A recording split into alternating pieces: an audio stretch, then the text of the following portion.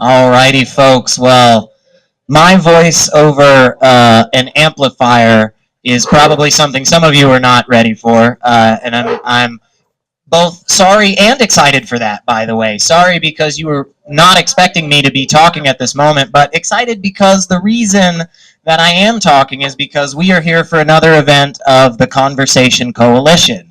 So I am really, really happy that all of you guys are here today. If you have been to an event before, you know what our whole kind of jazz is, you know what our kind of shtick is, but if not, I am happy to explain. So, the Conversation Coalition is a group of local, Middle Tennessee atheists and Christians who purposefully get together once a month to disagree with each other in a cordial and friendly manner. Our goal is to have challenging, tough, and nuanced conversations, but ones that don't devolve into just outright yelling and hateful rhetoric with each other. So, what you will be seeing tonight not only is two friends coming here to learn from each other and grow with each other, but two engaged individuals in these topics who are actively going to be pushing back and metal sharpening metal is the way we like to think about it. So thank you so much everybody for being here. Before I introduce our wonderful speakers tonight, I do have to do a couple of standard things, just the general shilling. So we, Conversation Coalition Nashville, are findable on all of the places that you would be finding great institutions like us. So for instance, we have a YouTube channel where we will post these. So please go give us a subscribe, do the like, the share, all that jazz. Because the more support we have from y'all, the more we are able to do this. We're also on Twitter, Conversation Coalition Nashville, Facebook. You can email us, Conversation Coalition Nashville. We've got a sign-up sheet right there, so you can always stay up to date with everything that we're doing here. And then, of course, and I already see so many of you have taken part here, but I'm just going to say it one more because I'm not shy about it. Go buy something from Caliber Coffee. They are an absolutely wonderful, wonderful venue, and they have always been so supportive of it. Thank you so much. Yes, very much, very much. So if you've already got something, that's okay. It's going to be about an hour or so. So go ahead and get something else.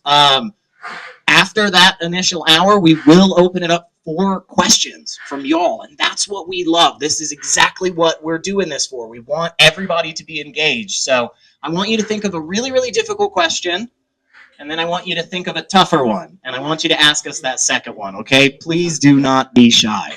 But so tonight we are joined by Tim Tant and Bethany Carter.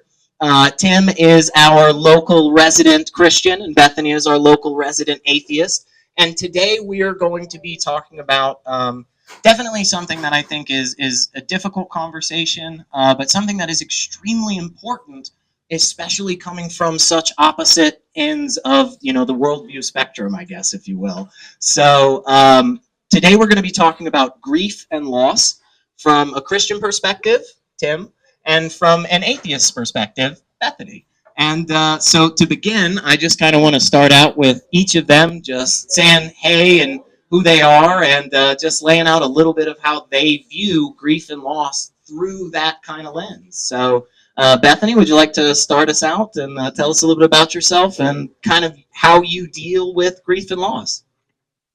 It's complicated on the grief stuff, but my name is Bethany. I'm the atheist, but the reason I chose this topic, for just kind of lay it out at the beginning, why we're even here to begin with. Sorry, Tim, in advance. But I had to attend a funeral for a 3-year-old on my ex-husband's family. So that's kind of why we're here, because I had a lot of thoughts during the service. So that's kind of, I want to kind of explore those thoughts that I had with a Christian, just kind of get a little bit more perspective. So. And Tim? Hey, my name's Tim. Thanks for Bethany for inviting me to discuss this with you. I know it's going to be. I'm really excited about this topic because it's a little bit different. I feel like it's a little bit more personal concerning the circumstances than some of the things we've done before. But just a little bit about me. You would call me a conservative, Bible-believing Christian. I believe that the Bible is the inerrant, infallible Word of God, and so that kind of forms my worldview. And the way that I'm going to approach this tonight, and I don't know what Bethany, what you're thinking, not necessarily what you're going to ask, but over the past week, I've just kind of been thinking about, like, for that biblical worldview, how does a Christian navigate grief and loss?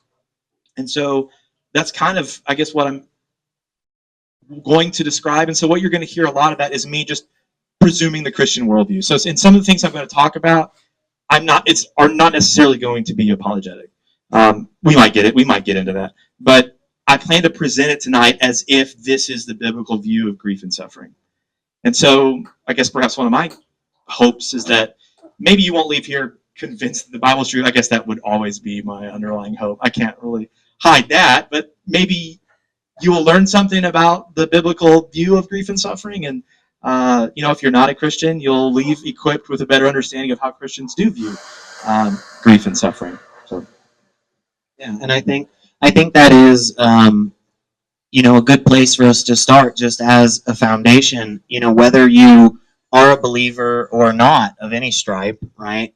Suffering seems to be something that is present in our lives.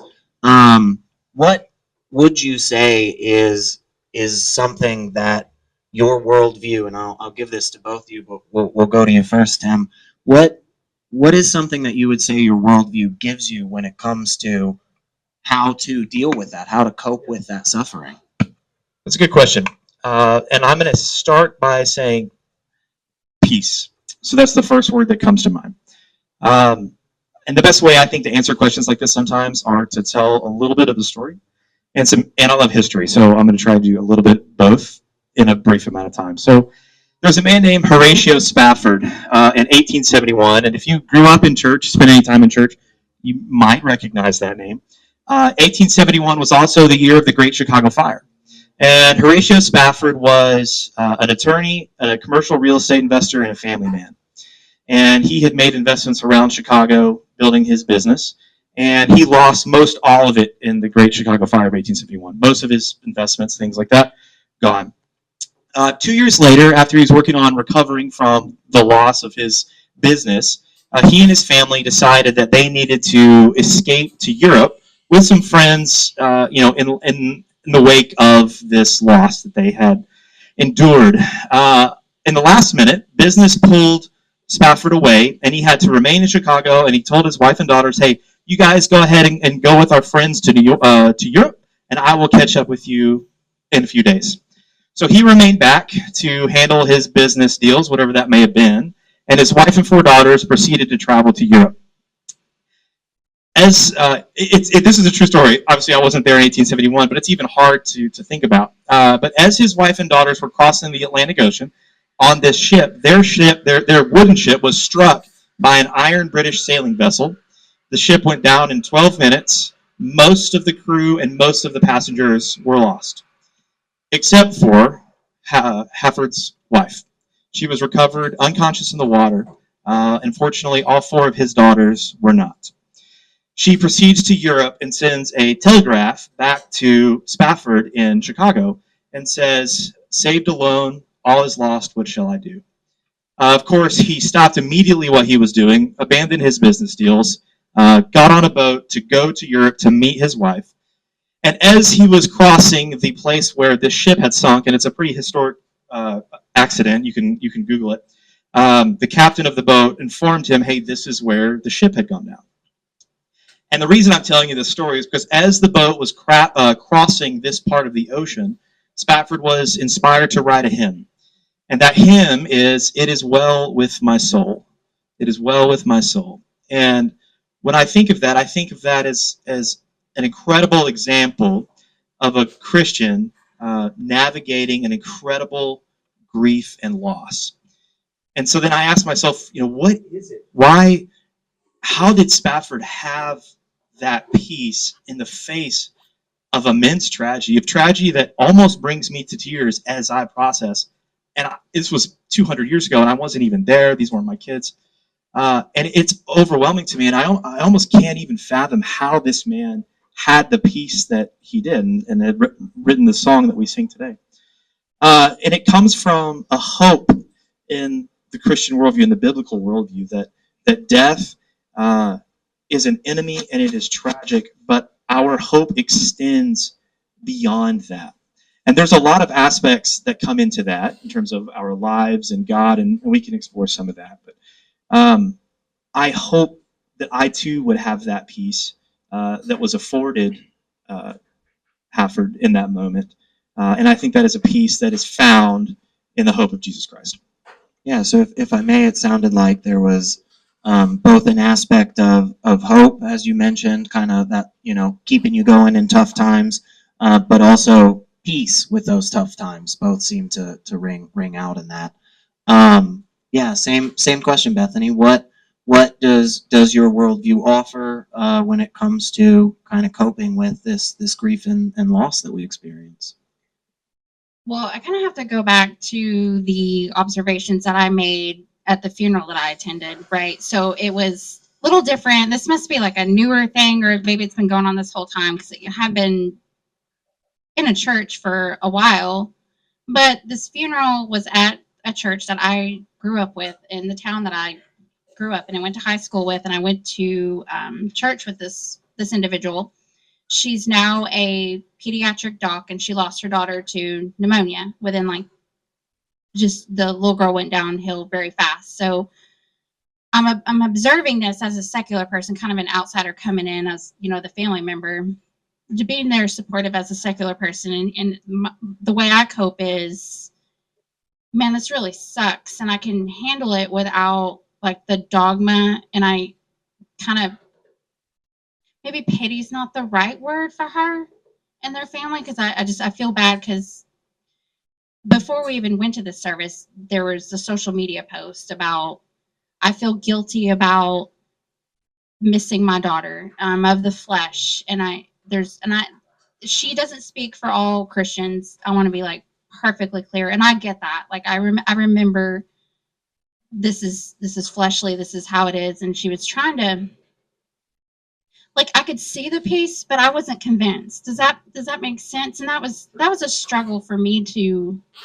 witness as an outsider, because they never try to like fit into boxes, which I'm very glad, because this is actually the first type of funeral where it wasn't like, well, everything happens for a reason. So like that was refreshing. I could say that, but I think without having like that extra layer of like dogma, it kind of helped me approach it a little bit more real.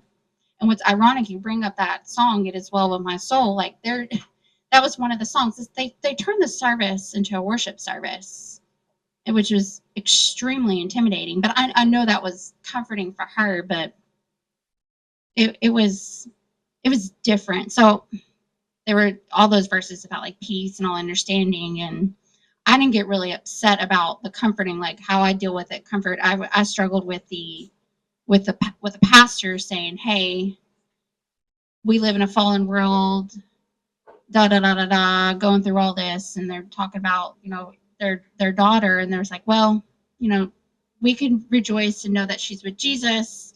This is great. You guys have raised her from birth to now to know Jesus, to know the Lord, sing all the songs, do all the Bible verses, spend that family time together. But then he lost me when he stated, well, hey, given the opportunity, she's with Jesus now, but if she had the opportunity to go back to her mom, she wouldn't, or your daughter wouldn't go back to you, because this world, she wouldn't want to come back to this world. I'm like, excuse me, what?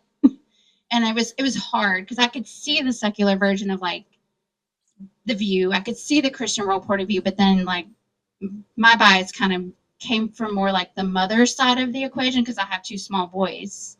Like I couldn't imagine. I don't know, when he said that, I wasn't convinced, because I don't know if a 3-year-old would not want to come back to me despite Jesus. I know like Jesus is great, and the great paradise and all that jazz, but that's where I kind of struggle. I get kind of lost in these services, and then it's weird being an outsider now. But I understand it, but then I don't. Does that make sense? Yeah, and I don't know if I would have said it that way. I feel like I understand what the pastor was trying to communicate. If heaven really is this place full of immeasurable joy and incomprehensible understanding and peace, in a way that words just couldn't put together, I can get what he was saying, that this child is now under this circumstance that we can't, a joy that we can't fathom.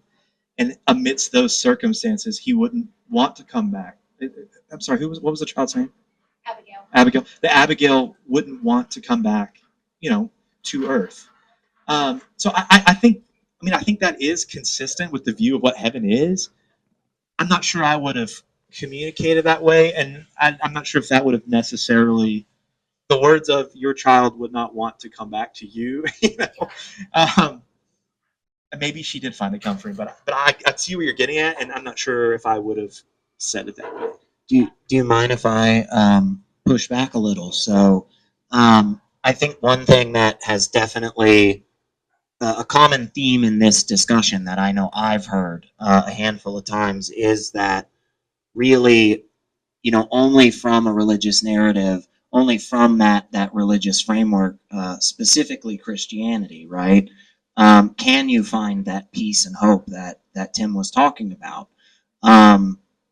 Do you think that you have that as well in the atheist or just non-religious viewpoint? Do you think you also have that peace and hope, or do you say, hey, look, yeah, once you become an atheist, you just lose that? I don't think you lose it. You don't have to be all in the sads and your stereotypical atheist of you just don't feel anything. You're just nihilistic. No, I feel sad and I can still find meaning because, again, without that dogma, I feel like I can appreciate that person's memory. I'm only mourning them once and for who they were and what they meant to me at that particular moment. I can grieve them more I'm more present other than just hey, I'll get to see them again someday. I'm still sad. People are still sad who are Christians because they're I'm sad right now. That's normal. But I get to see them again and they have that hope to kind of cling on to. And for me, granted, it's fair to say I don't have that. I don't cling to that, but I feel like my feelings and my process of grief are a little bit more honest and a little bit more complete, I guess. You get from point A to point B. It could be kind of tricky in the end, but I know I don't know, just eternal. I just wouldn't want that false hope, especially with a kid, because I've heard so many, and this is anecdotal. I've heard stories about atheists who've gone through the process, they've deconverted, they've lost somebody important to them, like a child, and they have to go through that grief again, and that just grieves me. That's just got to suck. Is that fair, you think, Tim, that some of that peace and hope may come from that view of an afterlife, that view of another opportunity to be with this person? Is that important? Oh, definitely. For a Christian that's mourning the loss, there is peace that comes from that. I heard you say some things about a false peace and a false hope, or maybe not false peace and false hope, but a false outlook, perhaps. But I wouldn't grant that it's false. Of course, I'm a Christian. I believe that the Bible is true. And so I don't think it's fair to say, now if we were duking it out right now over the evidence of Christianity and trying to really figure out what worldview is true, then I would use language like that and say this is false and that's not, or that's probably true, that's probably not. Because to somebody that is looking forward to heaven or has a child that they are envisioning in heaven, they believe that. That is not false hope, in their worldview. Now, those that don't believe that, obviously, we would look at that and say that is false. But they're not convicted that's not. I'm not convicted that it's false. It's a real thing that I'm looking forward to. But even without, if I may, even without the afterlife, without the promise of seeing this person again, it sounds to me like you're saying there is a framework, there is a structure from the Christian view, especially the biblical viewpoint, that does help cope with these traumatic experiences of suffering and stuff. What could you expand on that? Yeah, absolutely. We have examples of this in Scripture. So King David is the first that comes to mind. He has a child who's sick, and David he's just in immeasurable mourning. The account in 2 Samuel talks about David laid out on the floor, mourning and weeping and praying for this child, and his servants can't lift him because he is in such an intense state of mourning for this child. But then the servants come and they tell him, hey, King David, the child has passed away. And David stops his mourning and he stops his weeping and he starts to eat again. And his servants come back to him and they say, David, what are you doing? Like, did you not hear what we just told you? Should your mourning have not gone to the next level? I mean, you were already laid out on the floor. But David eats his meal and he tells his servants, no, I'm paraphrasing here, but no longer my son is here, but I will now go to him. And he says, well, while my son is alive and he's sick, I'm mourning and I'm praying for him, and perhaps, God would extend grace and spare him. But now that he's gone, my son is in the better place. And then there's this uncanny peace that comes over David. He's got this crazy level of sadness for his child, and then this odd level of peace that just baffle his servants once the child has passed. So I think that's an example that I would draw upon, Elliot, to answer that. Well, is this the kid that God said, hey, man, you shouldn't have shacked up with Chick, and then y'all made the baby, and then is that the one? That's the one. That's right. That's so funny because that's the exact same example that pastor used at the First Baptist. And I'm like, wait a minute, where's the rest of the story? You're not telling the rest of the story. Like, where's the rest? So I had to kind of just okay, like, we are here to support our family. We are not here to be angry atheists. So I'm guilty of having these thoughts during services. And I'm like, okay, empathy, empathy. They're cool. I need to stay in my lane. They got their thing. Yeah, they're sincere. No question. I would never doubt and say yeah, man, y'all got it all wrong. Nope. Not in that type of moment. So but I kind of I wish sometimes in these services there were just teensy bit more honest about what are we talking about here? I get it. I get the example. Well, so help me understand what you mean by honest, because I get what you're getting at in terms of the front part of the story with David and Bathsheba and the child that was born between them, and then God makes this child sick in the story, right? God does this, makes the child sick, and then David mourns, and then he doesn't. Yeah. So is that kind of what you're getting at, that part of the story? Yeah, I could be kind of distilling it kind of in a, not gonna lie, a little straw man representation, but I'm not gonna lie, but that's that's the honesty part. I was like, dude, you left that whole part out. It sounds really nice when you're up there. Well, I get it, it's not appropriate. The reason I didn't bring it up right now, we can answer the question, and if we want to go down that route, we certainly can. Of does God make people sick? Does sickness come from God? Why is sickness in the world? Things like that.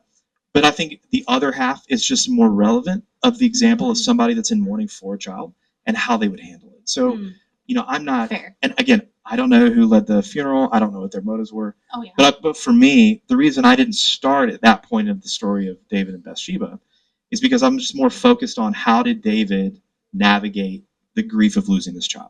So that helps me understand, maybe that's why the conversation went that way at the sermon. And that's why I like this group, because I'm, kind of bouncing off hey, Tim, help me understand. I'm there's a huge disconnect that I'm not seeing, maybe their perspective or what they're driving at. Yeah. And the last thing I'll say on that, no. Well, no, I won't take us. That's okay. Seriously, this is why we do this, because one of the things we all recognized months ago when we decided to start having these regularly was that so often we're sitting on the other side just truly not exactly getting what the other person is saying, and that's incredibly, incredibly valuable. The other reason, of course, that we started this group is to challenge and disagree. So I'm gonna throw a bomb real quick and then just run away. So because I want to try to be as equally fair or unfair to you both. So do you think there is a downside to the way that your worldview helps you cope with things, or maybe the strategies that come from your perspective of, whether or not a God exists, whether you're a Christian or not. Do you think there are downsides to it? Because I think you both have said a little about how, yes, there are some ways and some upsides and things, but yeah, I want to see if again, I just want to throw a bomb real quick and duck out. But would you like to go first, or Bethany? Yeah. Okay. I think your downside, because you can get stuck in like cynical land of like, what's the point? And you can get jaded and miss out. You're not as present, and you could just be like, what's the point? We're all gonna die. And you could really just throw your hands up in the air if you're not paying attention. You could be missing out on like the big picture of like life and like what that person meant to you, or like what death and meaning all means anyway. You could take like the Carl Sagan approach and just like appreciate like how the universe is constructed, and like you go back to stardust, and that, I mean, that's still beautiful in a way. But for some people, that's not going to be enough convincing. You're never going to make that point. They're just going to be like, oh, I don't get it. You don't have any scripture or anything to fall back on. So I think you can get in a trap of just being this negative Nancy, and you don't mean to be, but you don't want to come across that way either. But yeah, I've met some people who are pretty bitter about some of that stuff. That what's the point? I hate that what's the point nihilistic stuff. That even when I hear it on like talk shows, I'm like, would you just like crawl out of wherever you're at and go outside, go touch grass? Like, you don't have to be that way. You're making us all look bad, you know? Yeah. So you're saying that because again, definitely something I've heard in this conversation is the non-believer, the atheist, just has that just total state of grief or constant, I don't care about anything. You're saying, hey, look, that is actually something that I've experienced on this side with various people and stuff, and is a fair criticism, you'd think.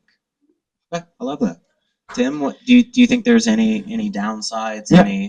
Yeah. Yeah, there could be some problems. I think you've listed one, Beth. You talked about your friend who lost their precious daughter, Abigail, and it sounded like you were describing that she was feeling a sense of guilt for missing her daughter. Yeah, the mom was really guilty about missing her, and she's like, I'm of the flesh. Man. I'm gonna work through this, but like, I really miss her. I know I'm not leaving her behind in the cemetery, in the grave. I know she's up in heaven, but I still feel bad leaving her up there. Yeah, that's gosh, I would love for her not to feel that way, because grieving is okay, and Jesus wept when Lazarus died. And if you're familiar with the story of Lazarus, what does Jesus do after Lazarus? After he weeps for Lazarus, he raises Lazarus from the dead.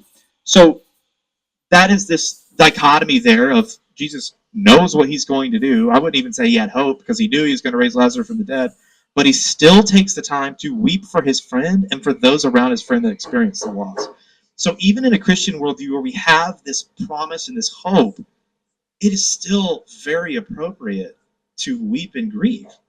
I mean, because in the Christian worldview, sin and death is a problem, and so we look at that and we pain over it, and so that's kind of my response to that. And then the other thing I was thinking of in terms of downsides is what Christians sometimes often do, again in our worldview, is try to attribute reasons that bad things happen, and we should not do that. Number one, Christians shouldn't do that in general. And number two, I would never approach somebody, Christian or otherwise, and say, this is why this happened to you, Bethany. This happens in Job.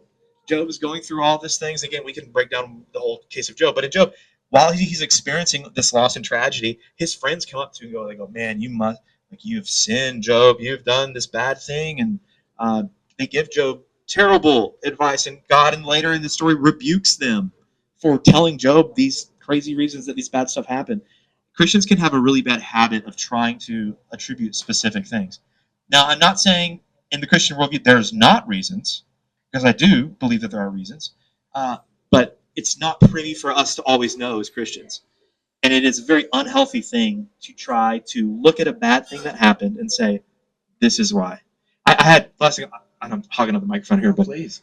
I was in a relationship with this girl once, and like people were getting sick in their house, and they attributed it to war medals of their grandfather that were in the house. And they're like, this is why we're sick. It's probably this. And they threw them all away. And I was just like, oh, why would you do this? Now, I wasn't as mature in my faith then as I am now. My theology wasn't quite as figured out.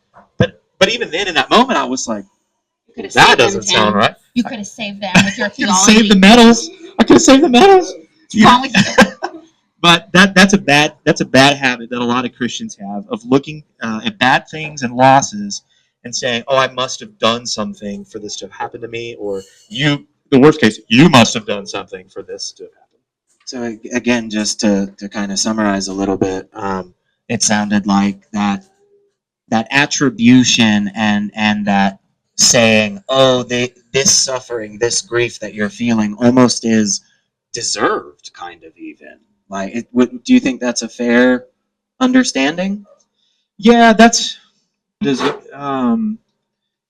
yeah, people can feel that way for sure, especially in terms of sin and like guilt for sin, and not only if I like experience something horribly tragic like the loss of a child, but I'm just dealing with some kind of guilt. And Martin Luther dealt with this before he did his 95 Thesis and things like that. He just felt this overwhelming guilt of sin, and he's punishing himself, and he's doing all of this bad things to himself because he was just overwhelmed with this, I'm going to say narcissistic, even though it's maybe not a way we would usually use that word, view of his own sinfulness, and that he had to atone for it. And he whips himself and beats himself.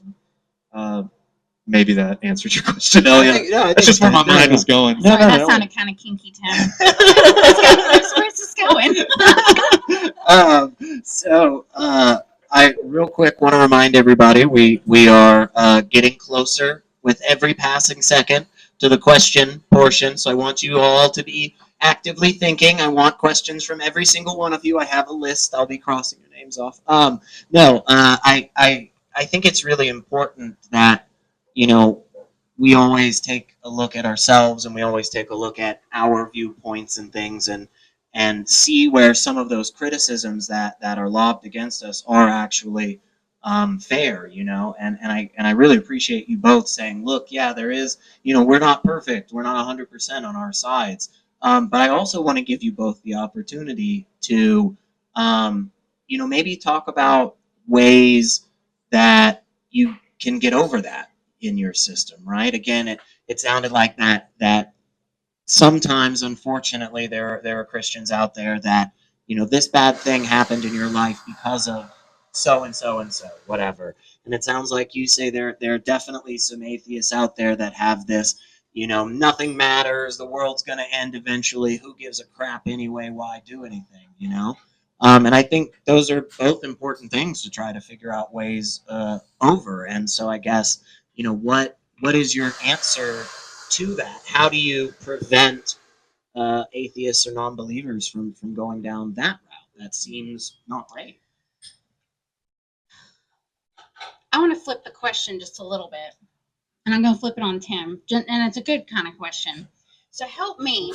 So the next time I'm in that situation, what would you advise an atheist or a non-believer, someone who's sitting in the service and it's heavily religious, a lot of religious tones, and lots of hymns, and you're not quite prepared for this because it's been a hot minute, but you understand like where they're coming from, but like what are the tools that I need to kind of keep in mind to remain empathetic and present as the atheist? That's what I want help with when I'm in these type of situations, so that way I'm not feeling this rage bubble up, even though I know I'm not there for myself, I'm there for that other person, but still, like, all these things can be kind of heavy again. Tools. So the biggest thing I think of in this situation is, and perhaps you processed this before you went, but you just got to really be cognizant that you're stepping into another worldview. And I think this not only applies to, we could come up with other scenarios where you might do the same.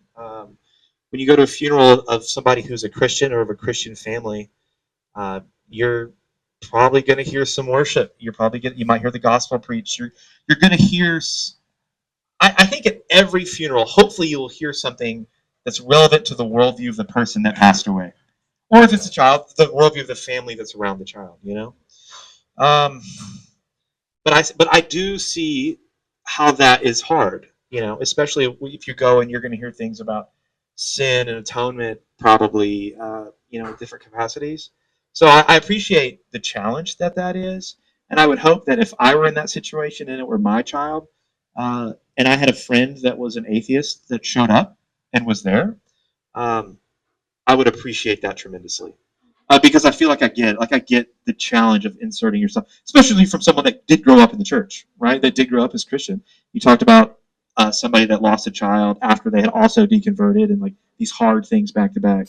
I understand how revisiting that would bring up a lot of pain that you've already processed, and so I just think it's even more of a meaningful gift that you gave them, even if they don't even realize it right now, because they probably didn't process. Oh, Bethany, Bethany, she's an atheist, and they were probably not thinking about that. But perhaps one day they will, and they'll realize what a gift that you gave them by stepping into that and being there for them. Even though it was hard for you. And even though Bethany just totally told me to shove that last question, which you're more than allowed to do. It's y'all's conversation. I'm really just here to make sure the fistfights don't Have a happen. better idea. But again, I want to be, no, and I loved it. I love that. I want to be as equally unfair to both of you. So, Tim, just to ask the question to you, that downside you were talking about earlier, are there ways in your worldview, in your theology and so forth that kind of combat that and again prevent people from going down too far in that pathway that you mentioned? Yeah, I mean, I think one way is the story of Job, and like I talked about, that we see his friends that are rebuked for trying to come up with reasons. But also, it's the balance with that. The biblical view is that there are reasons, and we don't know what they are, and that's the line that we got to be careful not to cross. We have them in some instances. We have the story of Joseph, where we can see how his life plays out. And we have the benefit of looking at Joseph's life and saying, I see why he went into slavery. I see why he went to Potiphar's house. I see why he went to jail. And I think that's given to us, that account with those intricate details as Christians, to navigate it and say, I don't know what those reasons are, but I can trust that they're there. And so I think there, to use the word a second time, a dichotomy there of avoiding trying to find the reasons, because Joseph wasn't capable of that, and as he was navigating the loss and the tragedy and being kidnapped from his family, but also balancing it with the fact that they're there in a Christian worldview. Okay. So, because once again, we're just getting ever closer, so I want to ramp this up as much as possible. I want blood or something. I don't know. No, kidding, of course. What would you say and I've been going to you first. I'm going to go to you first. So, what would you say, in your opinion, is the best and worst thing when it comes to coping with grief and loss from an atheist side, from as you see it? What do you think are the things that, hey, they actually do a real good job here, but here's a piece where really just fall through, and I'll do the same for you. So. That is a good question, Elliot. I only had one job tonight, and I just barely did it, so I am proud. Perhaps looking for meaning, maybe. Because a Christian could easily be susceptible, kind of like what I was just describing, saying, I don't know what the meaning is, but it's there, and I'm just going to trust that it's there and move on. And while an atheist doesn't share that perspective and must deliberately pursue a meaning, where you're talking about meaning and losing a child, and there are people that have lost children in different tragic ways, and they've taken their child's name and formed foundations to combat the circumstances that would make that hopefully not happen again, or to lessen that in the world. And because the atheist doesn't have that, what can be used as a cop out, just to say, oh, it's there's a reason there. I don't know what it is. Could be more motivating. perhaps, to pursue something meaningful. Same to you, Miss Bethany. All right. So I really admire what I did admire at that service was the notion of the whole exercise and routine of like the praising and the hymns and like how meaning I think helped them get over that hump of that grief. It was just kind of not really like a diversion, but like they found power in that worship, the act of it with music and scripture. And I thought that was beautiful, even though I didn't agree. Not gonna lie. It is Well With My Soul is one of my favorite hymns in the whole wide world. In fact, I was singing it, belting it, in fact, at this service as my very, very Christian ex brother in law sat in front of me. And I thought, well, let's go. I know these words. You know, like I really, I think that can be really meaningful and it can give a lot of hope and that is powerful because I remember singing as a Christian, like that act of worship can be really comforting. The downside,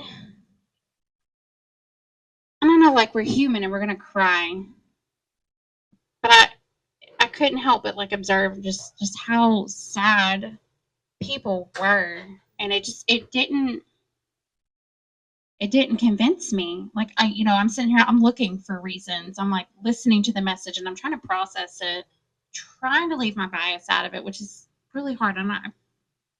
Maybe it was like 80-20 on that. Not gonna lie, I want to work better to be a little bit more present with my Christian people when I'm in those spaces. It just didn't feel convincing. Like they say they have hope, but I don't know. I just saw, as a secular person, I just saw people just being human and them just wrapping themselves up into pretzels and just seeing all these social media posts. It was heartbreaking. It was hard. It was like, you were a mom. It's okay to be sad. Yeah. And I don't know. It just seemed not hollow, but almost. It was almost to that hollow point. It didn't. I don't know. There's something about it. I can't quite put my finger on it when I was sitting there in that service, but I was really trying to understand too, because I remember sitting in that world. It's just different now. So I feel foreign. So when it comes to for the last couple of minutes, when it comes to grief and loss, again, I think it's obvious you both approach these situations differently in a conceptual framework at the very least, right? But one thing I think might be important as a way to kind of lead us out on into the questions. When it comes to personal interactions and so forth, what do you do, I guess, whenever you're faced with that family member or friend that is experiencing this loss or grief? How do you approach them and just what does your worldview say in this instance? Like, how does that play into it, I guess? Tim, if you'd like, or do you want some more time? I can go to Bethany again.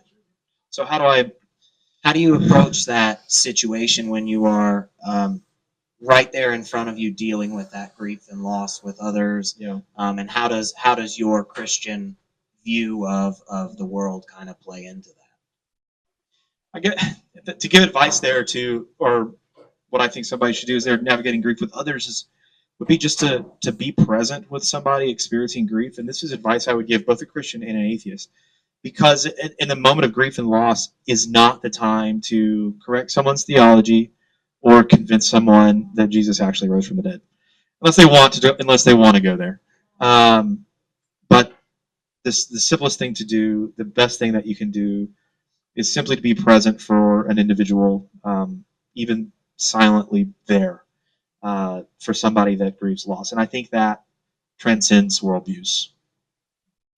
Yeah, I would agree with that. Like just being present and like having those like tangible memories and having those conversations about like, hey, remember when so and so did this? Sharing in those moments of like their favorite drink, their favorite food, their pictures, stuff that was meaningful to them, and just interacting with their family and focusing on that. And yeah, meeting people where they're at and just keep your mouth shut. If the situation arises, just say, hey man, I'm really sorry for your loss. If they want a hug, give them a hug. Just be there. Do I mean, at the minimum, hey, do you need me to drop you food at your porch or something? Like those small acts of kindness, Christian or not, those mean so much when your refrigerator's crammed full of food because you're exhausted after sitting at a funeral. That was hard for my ex-husband's family when my father-in-law passed away. Yeah. Just to have a refrigerator full of food because we were just emotionally exhausted. And I think that could be the case for a secular and atheist. Would you be offended if somebody also offered to pray for you? Like, let's say you experienced some sort of loss, they're comforting you, and they're just like, Bethany, I'm praying for you. I'm so sorry. I'm praying for you tonight. You know. Maybe 5 years ago, Okay. maybe 5 or 6 years ago, I probably would have been like, I probably would have bristled at first, but now I think I've worked through the quote angry atheist to be like, you know what you're saying to me is really meaningful, and why, yeah, please, like I know that you care when you say those words, and I think a lot of atheists they kind of miss that forest for the trees when people say that. Like you don't have to take it as an attack; just be like, thank you, and just move on, and we can all work towards that. Would that was a really good question. I love that.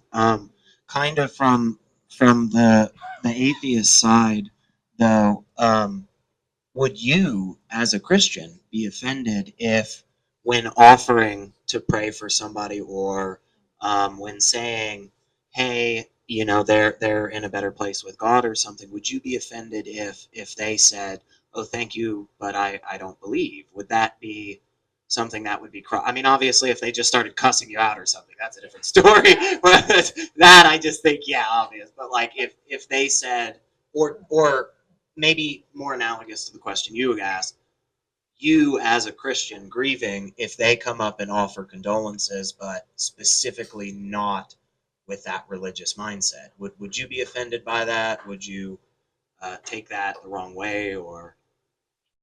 No, offering condolences, religious or not, are going to be good and warm and accepted. If I offered to pray for somebody and they said thanks, but I don't believe in that.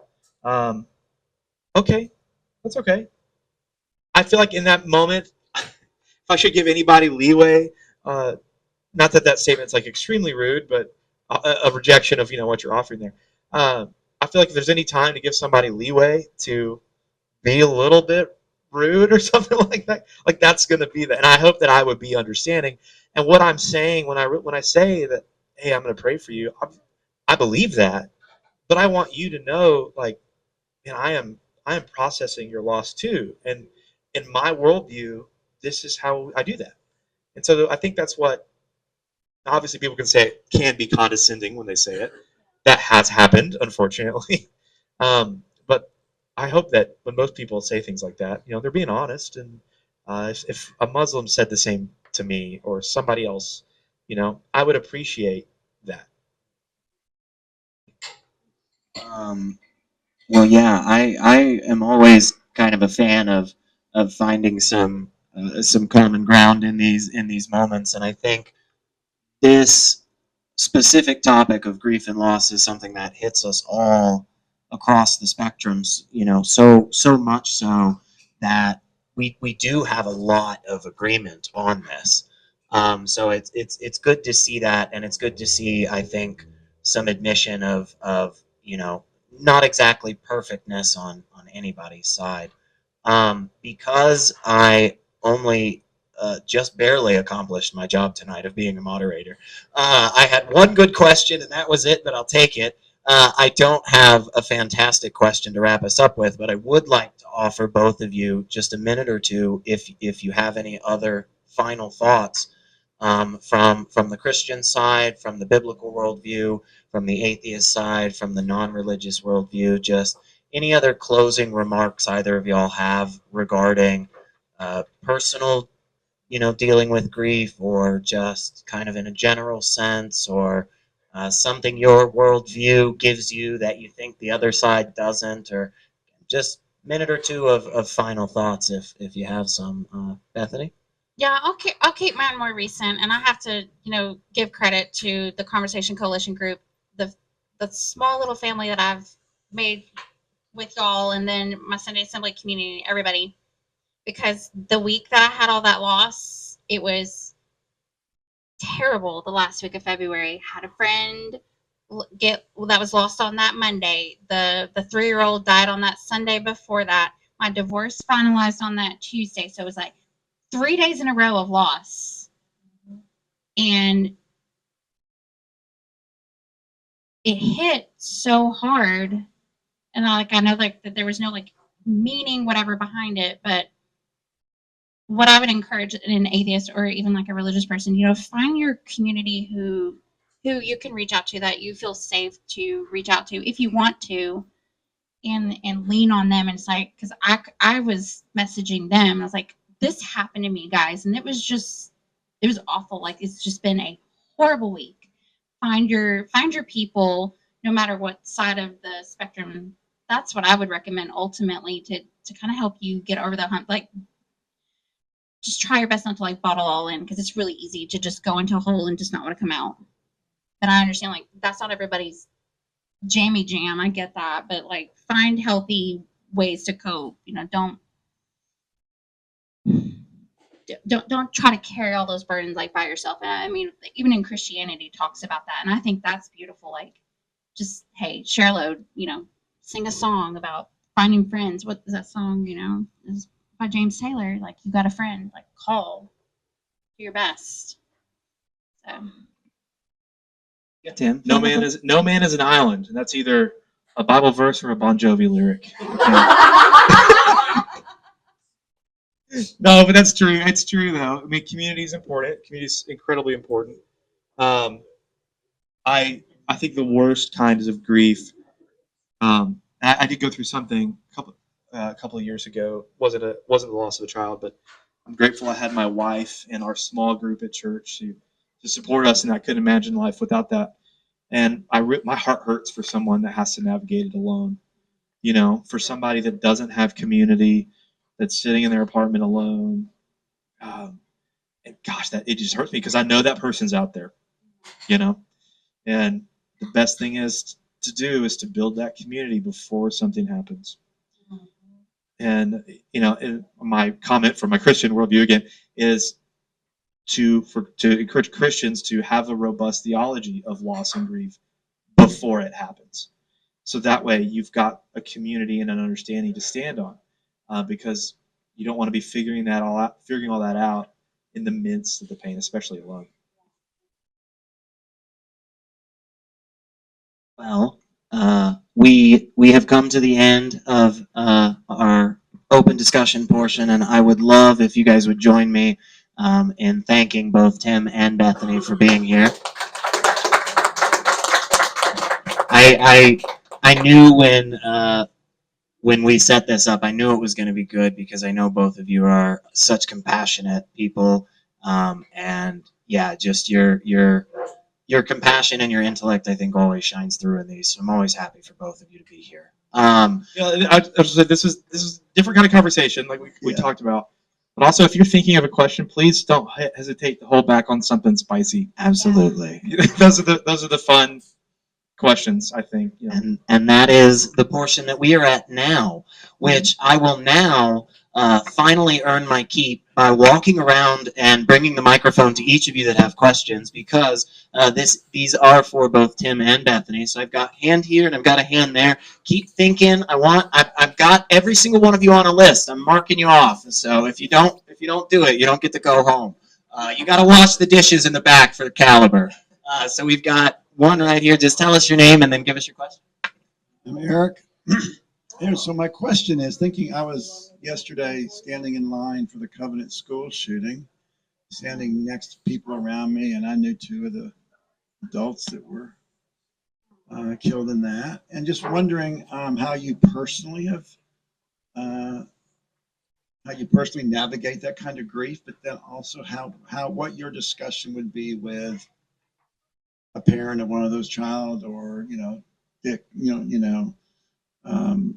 Catherine's husband Dick, or whoever. Like, how would you sit with them and talk about that loss and process that grief with them. I'd love some thoughts on that kind of, since that's really present right now in our community.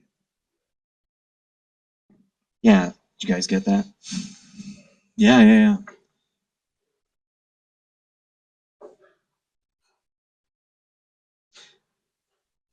I really don't want to give like a textbook answer because I feel like the real thing is I don't know what I would say,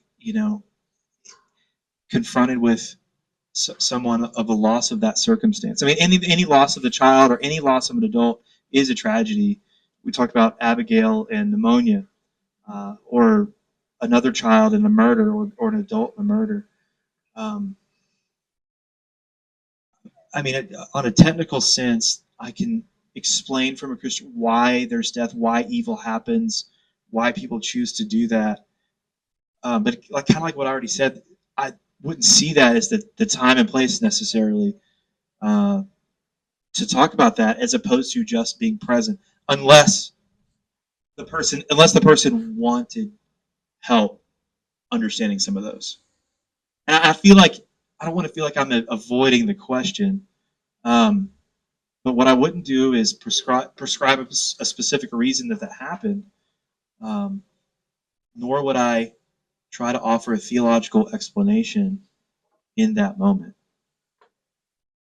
So, Yeah, and especially like if they were a stranger, being present would probably be more meaningful than me trying to pretend to be like, "Hey, I know what you're going through," and like, "No, I really don't." And I think that's, some people try to do that too when they're trying to comfort others, and that's not right either.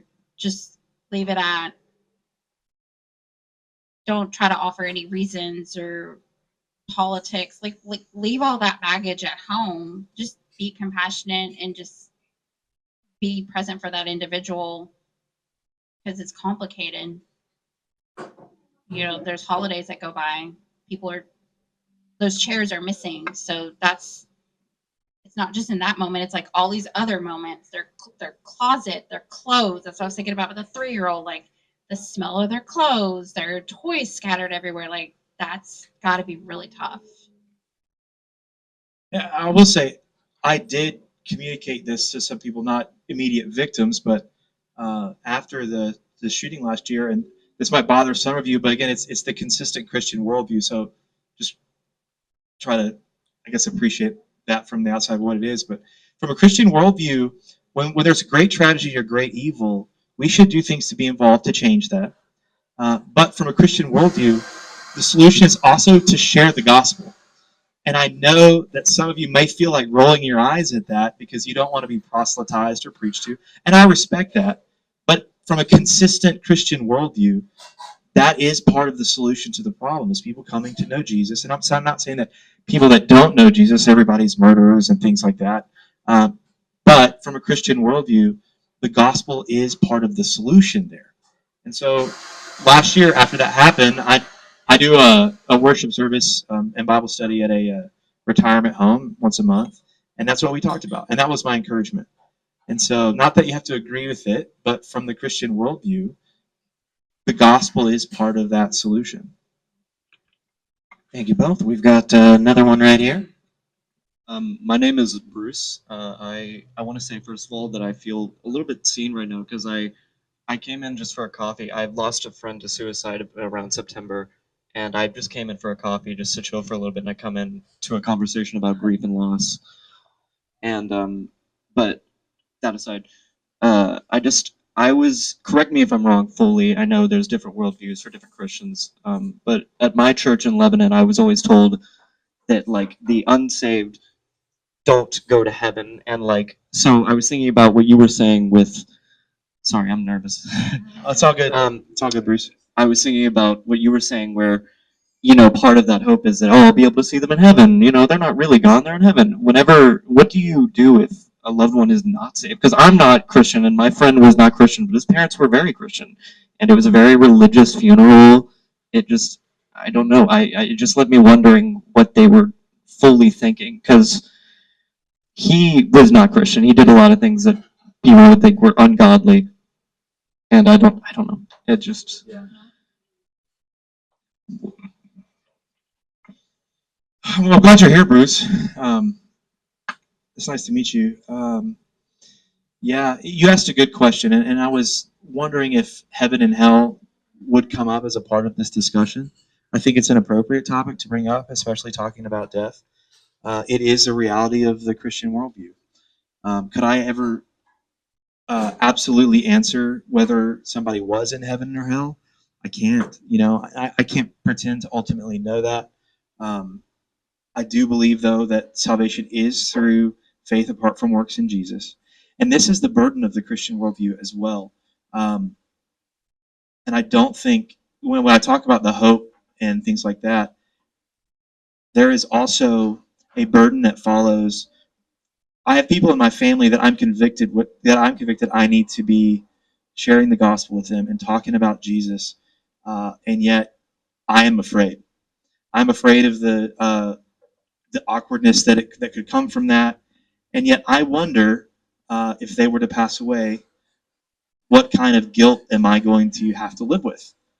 Because I do believe that heaven and hell is reality, and so it's a hard thing, and I will say that I don't the people that have lists of ungodly things that they have done. My rap sheet's pretty long too, and nobody has gotten into heaven because their rap sheet is not as long as another person's. It's not the length of your rap sheet. That's for sure. And suicide, certainly, there have been a lot of Christians who have spoken about suicide as this unpardonable sin, which you will not find in Scripture. And so, and I'm really glad you're here. I hope that makes sense. I want to be consistent in the worldview. But yeah, I think. I mean, as an atheist, I'm just glad I don't have to even take that into consideration, heaven or hell, or just like they're gone and I miss them.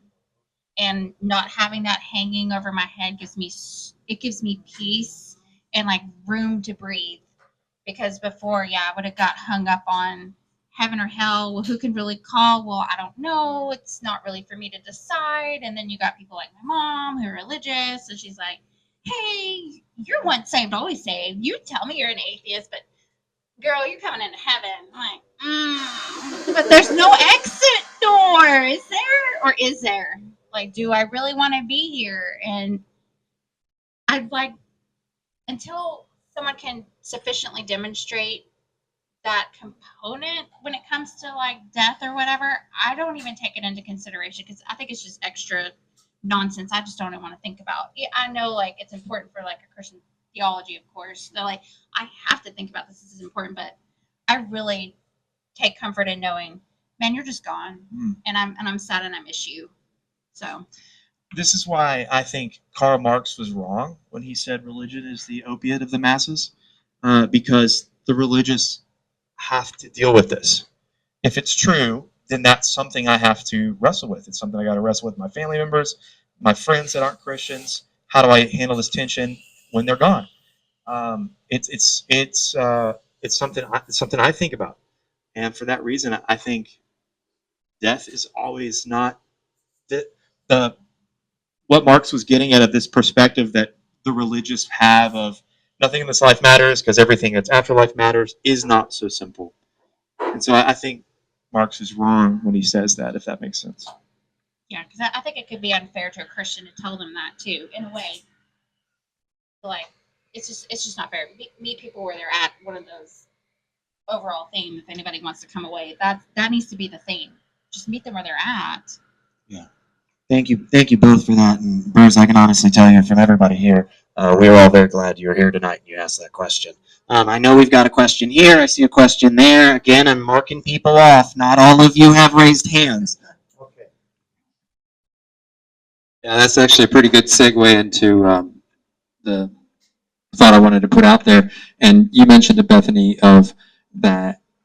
I think this mic is in and out. I don't know. Anyways, that a lot of what you find comfort in is just dealing with what is. And I think from what we're learning from psychology, acceptance, right, is a big part of getting through grief and getting out on the other side. We don't have to have an explanation for it. We just accept that it is what it is, right? And I guess my question to you, Tim, would be, do you feel that, regardless of what the theology is, from a psychological perspective, that religion is helping people's pain when what they're doing is, oh, well, you think it is what it is, but in reality, it's not. It's sugar coated. They're with God. They're in a better place. They wouldn't want to come back here anyway. Or, like you were saying, oh my gosh, maybe they're in a worse place, and now you have that whole awful element. Like, is religion really making anything better, or like it specifically is the Christian faith making things better for people who are really dealing with some genuine hurt and loss? Well, I would say I'm just thinking about the word better there, and I believe what is true not because of what I believe is better, at least in terms of reality, or what is easier to believe. There's a lot about the Christian faith that I believe is true and that I still struggle with. But in terms of the first part of your question, do you still have your microphone? Oh, no, I don't. Oh, okay. I'll pass this one to you just a second. So you were saying that psychology demonstrates that acceptance is perhaps more healthy? It's part of the process. It's part of the process. Yeah, and I don't have a problem with that. I would say that was probably consistent there in the story of David too. But his acceptance of what is probably different than his acceptance of the suffering child caused him to mourn. His acceptance of the child being in heaven caused him to cease his mourning. But from an atheist worldview, what exactly are we accepting? Like, what is, like, when you accept it just is? Can you help me understand, like, what does that mean? Yeah, I think you're accepting the fact that something beautiful happened. You experienced this person in your life, and you treasure that, and you miss them, and now they're no longer with you. And regardless of the circumstances of how it happens, you know what? That really sucks. And I really miss this person a lot. And so it's really just kind of sitting with the fact that, yeah, there was a good thing, and now it's not here. And moving forward with peace and acceptance is something that it's a journey that you find within, yeah, in my experience. Do you have anything you want to say?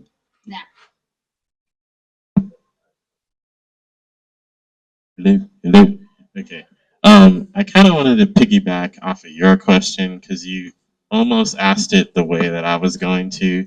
So I was curious if you've ever encountered this in your experience with grief or with other Christians, where having an answer can be a bypass to actually sitting with the emotions and the feelings that are coming up because you've lost someone, or because you're feeling hurt or angry or sad, and here's this theological answer that's like, oh, well, this is what it is, so I don't have to feel what I'm feeling.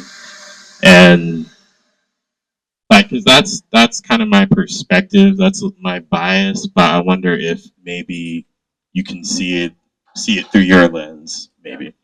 Yeah, I would say Bethany gave an example too of somebody that was trying to avoid mourning or feeling guilty for mourning. And I would say that is antithetical to the Christian worldview. I mean, Jesus taught that blessed are those who mourn. And I want Christians to hear that. There is an acceptance. I think everything that Patrick said, I think most of that was applicable to Christian life too. To accept a loss, and appreciate the beauty of what was, and be sad about what is gone, and mourn for that. I mean, Scripture encourages us to do that. Now, the downside is, like we did talk about, Christians can miss that and and perhaps they're trying to get tied up in the theology of it, but maybe as an escape to avoid healthy grief. So that can be a pitfall, I think, in the Christian worldview. And there's probably a lot of Christians out there who, unfortunately, go that route, and they don't process the grief. They don't mourn in a healthy way, if that makes sense. But I think Jesus mourned. He wept for Lazarus. He wept for Jerusalem, and he taught everyone else, blessed are those who mourn. And so I think there's a real positive aspect to mourning there. That's okay. It's not sinful to be sad. It's not sinful to mourn, especially the loss of a child. Oh my goodness, when Jesus is on the cross, Mary is there before him, and he doesn't chastise Mary, who's watching her son crucified upon the cross at all. And I can't imagine he would do that. And so, but I think there are a lot of Christians that do fall in that trap. I know we have at least one more question, two more maybe. But of course, if we have any more, great. We'd love to have them. If not, no worries. We will get out of the hair of these wonderful employees here at Caliber Coffee.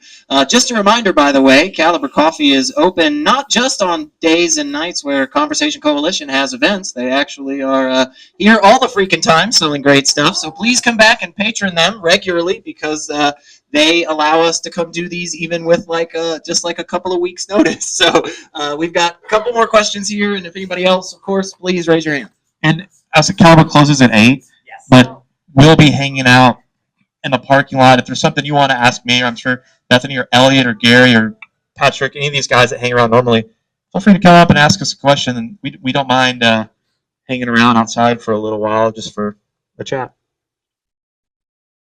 Bethany, you mentioned that this mom felt really guilty about feeling sad and missing her daughter. And I want to know why you think she felt guilty, and I want to ask Tim the same question. What brings that on in a Christian mind? My thought, and it was clear in her post, she took it as a more like, I'm still like a sinner even though I've been born again, and this is my fleshly desire. So she took that perspective, even though she's probably one of the most devout Christian, sincere women that I know. So like I got that. That's the first time I kind of ever had seen that in my life too. And you could see her go through the posting of the hymns. She would post of the scripture, and tears will be wiped away, and she should be rejoicing that her little girl's up in heaven with Jesus and everything's fine. And maybe not right as rain. I'm kind of glossing over some stuff, but that was just bizarre to me. I'm like, it's okay to be a human being. Like, I don't understand why you're beating yourself up over this, and then using scripture and theology in these big long posts to justify your beliefs. But I understand those are her sincere beliefs, and I know several people. She's not alone, and there are some that, yeah, they're just kind of missing like the important stuff, maybe like with the Jesus and the Lazarus scripture, and like girl, you can be human. It's okay. And like, it was just, I think my heart just broke for her. And like, me as an atheist and a mom, I can say, man, I'm really sorry for your loss, and I hate that you're using religion. And I know she doesn't speak for all Christians. Just like Tim, I wouldn't say like, yeah, this is your viewpoint. Yeah, why don't you explain yourself? I mean, nothing like that. But it was just, it's hard to see, especially being an outsider and not being a part of that anymore. I don't know. Tim, have you ever seen that? And can you explain why she would feel guilt? Yeah. Well, just clarify one thing. I do speak for all Christians, so I want to make sure that's Okay. everybody's expectation here. No, but it's clearly has this expectation that she's not supposed to be sad, that she's not supposed to mourn for the loss of her child. It seemed from what you're telling that she has this view that it's even like sinful to be sad, and I think it's a incorrect outlook of dealing with grief biblically, because Yes, Jesus promised that every tear will be wiped away, but that's in Revelation. That's not here on this earth. That's in the promise of a new heaven and a new earth that's going to come where there will not be circumstances, and that will be consumed with joy. And that, but that's not yet. You know, even in the Christian worldview, we live in a fallen world that is sinful and painful and thorny in all kinds of metaphorical ways. And it is okay for Christians to process that, and they should. Just like, not to keep bringing up the Lazarus thing, but I think Jesus just demonstrates that. Again, he knows he's going to raise Lazarus to the dead. You know, Jesus, being God, knows everything. He knows what he's about to do, and yet he stops and he mourns. He stops. It's the shortest verse in the Bible. You know, people always quote it like that. Jesus wept. I would have preferred to have heard that story at the funeral, Yeah, honestly, yeah. than the David I bow get. chicka wow wow situation. So have Yeah. you ever seen that happen? And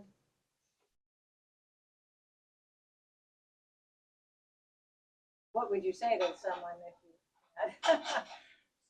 you Gosh, that just seems like a situation where I would just wrap my arms around someone and just say, "It's okay. Be sad." In that situation, I was almost in tears telling that story about it as well. You know, when I think about that story, I'm like, gosh, I feel like it would not be a hard thing for me to throw my arms around somebody and cry with them. You know, just show them that it's okay that you've lost your child. I don't even know this family. I already feel my eyes getting a little like just thinking about it.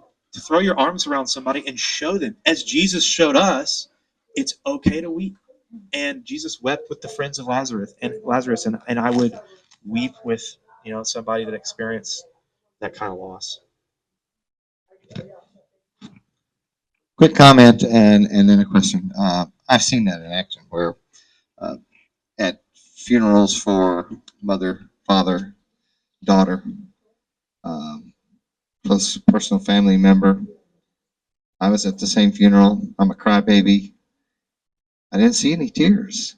Your mother dies, your father dies, your daughter precedes you in death. I think it partly came from a position of I've got to show that I'm strong in my faith of what happens after this world. And I guess there's a pretty good reason to say if you truly believe that's what happened, well, there's a good reason to say, well, then why should I? That's where they are. But I don't buy that. I think your approach is much more human and valid. But I want to go back to what Bruce is talking about and what happens in the afterlife if you are an unbeliever. And you said part of the Christian worldview is that you have to deal with that. You know, it's not a pretty thing to have to say, but then you look at the spectrum of Christian beliefs. And I'm going to include the Unitarian Universalists here. Some people might say, oh, they're not Christian, but I think they qualify. And they don't think anything is different from one person to another when you die. We all go to the same place. And then you have other Christians who say, well, I just don't believe in hell. And then you have others that say, well, it's just a removal from God. Yeah. And then you have another group that say, oh, it's eternal torment. So how would you address those differences in opinions on what do you actually face? Why is there no consistency there, would you think? How do you explain that spectrum of beliefs? Yeah, that's definitely a spectrum that you described. Many of those are modern conceptions. So the Orthodox small O, because I'm not an Orthodox big O, like Eastern Orthodox Christian, but hell as what we would call eternal conscious torment, the technical term there, has been the Orthodox Christian position for centuries back. Now, just because something's historical doesn't necessarily mean that it's right. But as a Christian, I believe that the Holy Spirit indwells believers and has guided believers through the centuries. And should be able to, if something is biblically true, should be able to look back and see people that are Holy Spirit indwelt that maybe got some things wrong, but I should be able to look at the span of Christian history and say, okay, well, I can't expect that everybody missed this. And so there are other views of hell that I think have really only become struggles for us to grasp in modern times. there probably has been universalists at the beginning. You had the Sadducees in Jesus' day that didn't believe in a resurrection, not just for a Messiah, but for individuals. So I'm not saying that they haven't existed, but that the eternal hell has been the traditional view for centuries. And I'm not making that to say that's the reason that one's right. I do think it has some more weight behind it as the correct biblical position for that reason. But when I hear people, this is the last thing I'll say that hell is a separation from God, I struggle with that a little. I think that's somebody trying to ease some tension they feel there over hell, because I don't think that's necessarily a biblical view. It's not just a separation. It is a separation from God, as the Bible describes. It's not just a separation from God. Okay, quick follow-up then. Give it to me, Steve. That this interpretation is Christianity's way of facing or catching up with the changing of culture that is preceding the normalization of more palliative viewpoints. Culture's leading the way. Christianity is trying to stay abreast of where it's going. 100%. 100%. And I don't share those views. Like, I don't have that view. And I think that some that do, I'll give you an example. I'm a Christian. I don't know if we have any more. I'm going to rag on Mormonism for a little bit. I think it's easy, and you could make this accusation of a lot of Christian beliefs too. It's more easy to look at Mormonism as it rose in the 19th century and to pinpoint when culture has influenced a shift in major doctrinal standpoints. We can look at it with polygamy. We can look at it as African Americans and the priesthood in the Mormon Church. We can look at it stuff where the church wouldn't baptize like children of homosexual parents or something like that, and they changed their mind on that. Yeah. I think there's clear things like that where you can say, hey, look, guys, I think this was culture that influenced this doctrinal change. I am constantly trying to reform my Christian beliefs back to Scripture, saying, am I filtering out what is a cultural influence and rezoning on a biblical influence? So people do that. I'm probably guilty of it in some way, and I'm actively trying to not let culture, because if the Bible is inerrant and infallible and it is God's word, it's not culture that should shift that, right? Like, if that's true, it shouldn't be culture that changes. Right, but the Baptist faith has done that only in the 1990s in their statement about what was their previous slavery. Oh, yeah. Ability to accept divorcees back into the Catholic faith.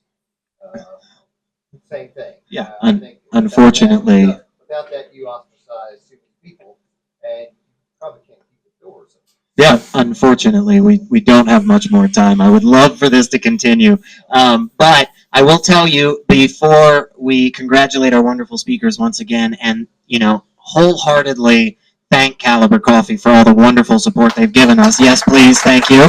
Thank you very much. They are an absolutely wonderful place. They've always been so wonderful to us. Please show them your love and support by regularly patroning their business.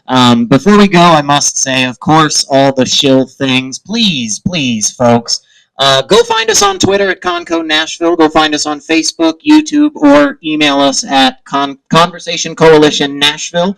We very much want to keep these going. We want to grow this. We always have such a wonderful time, and we really appreciate every single one of you coming out tonight. And we hope to see you at the next event, which will be the last Thursday in April. Okay, it is always the last Thursday of every month. We've got a newsletter right there you can sign up for so you can get all the information. Thank you all so much once again, and thank you very much, Tim, Bethany, and Caliber Coffee.